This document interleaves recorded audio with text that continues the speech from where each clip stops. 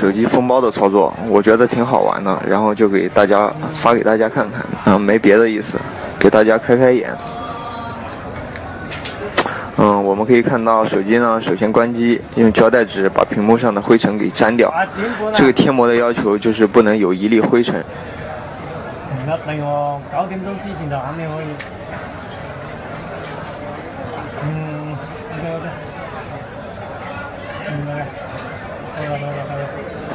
我们知道苹果出厂正反面都是有膜的，线就有，要把人拍上去，然后把背面也小心翼翼的贴好。就不好了。对，直接拍这个过程嘛。那拿线就行了，好，家里面拿那个。哦，好，那我马上来拿。大家看到贴膜的技术非常娴熟，你一看就是老司机了。然后贴好之后呢，用纸擦一下塑料膜上刚才贴膜留下的指纹，手机这项贴膜工作就算完成了。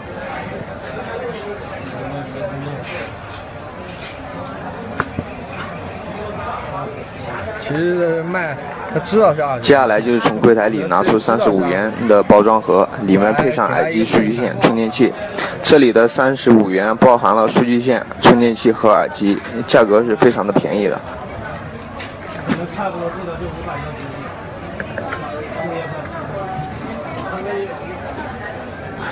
然后放上说明书和保修卡。国行的机器呢，还可以贴上中国特有的净网许可证。这个净网许可证提供一个串号1块钱就可以搞定了。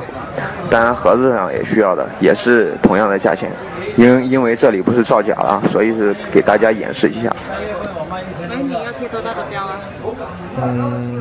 标多大的？16的。绑着吧。这个没绑标，好吧？国行的标，随时有贴一个，最好是国行的。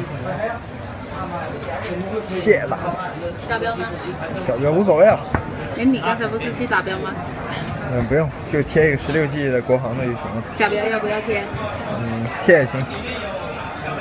反正这是不用对码的是吧？对。本来当2手卖的，给他一个震撼。然后就到了最关键的时候了，封包。拿出准备好的塑料纸，然后用薄膜封口机给封上。我帮你装，好。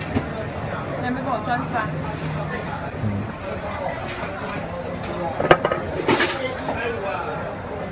大家可以看到，然后切去4个角。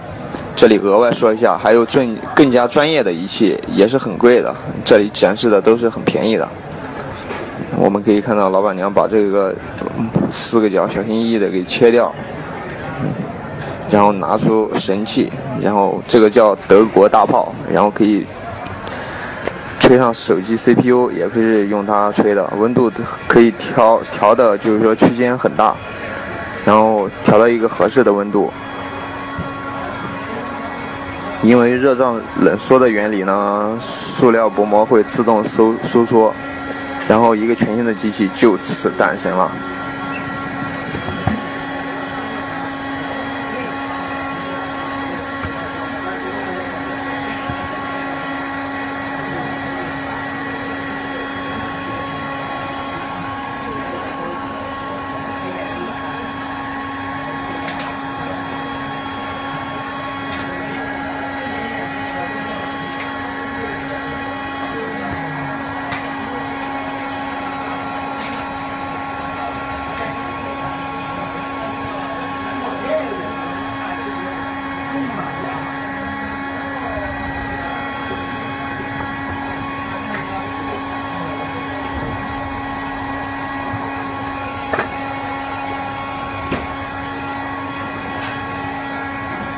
你不忙吗？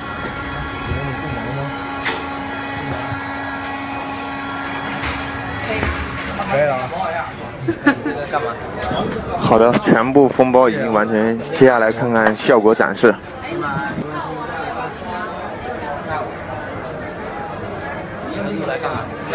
完了，太厉害了！我第一次